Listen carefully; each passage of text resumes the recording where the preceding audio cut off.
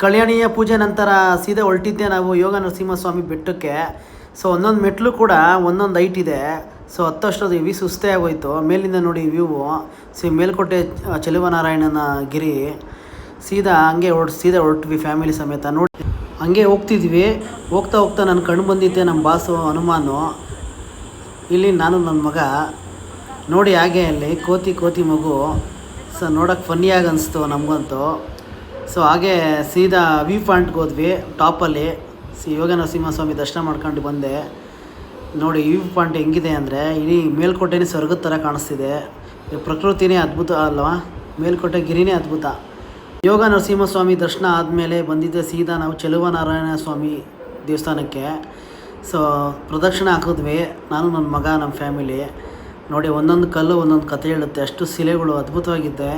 So Melkote Cheluvanarayana ಸ್ವಾಮಿ ಸನ್ನಿಧಾನಕ್ಕೆ ಹೋದಾಗಂತೂ ತುಂಬ ಅದ್ಭುತವಾದ ಶಿಲೆಗಳು. ಪೂಜೆ ತುಂಬ ಚೆನ್ನಾಗಿ ನಡೀತಿತ್ತು. ಪೂಜೆ ಮಾತ್ರ ನೋಡಿ ಅದ್ಭುತವಾಗಿದೆ ಅಲ್ಲ, ನೋಡೋಕ್ಕೆ 100 ಕಣ್ಣು ಸಾಲದು ಮೇಲ್ಕೋಟೆಗೆ. ಸೊ ಹಾಗೆ ನಾವು ಸೀದಾ ಹೊರಟಿದ್ದೆ ನಾವು ಶ್ರೀ ಅನ್ನದಾನ ಕುಟೀರ. ನೋಡಿ ಅದೇ ಪಕ್ಕದಲ್ಲಿ ನೋಡಿ ಬಾವಿ ನೋಡಿ.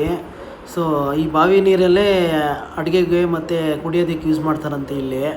ನೋಡಿ ಇದೇ ಅನ್ನದಾನಿಗೆ ಹೋಗೋ ದಾರಿ.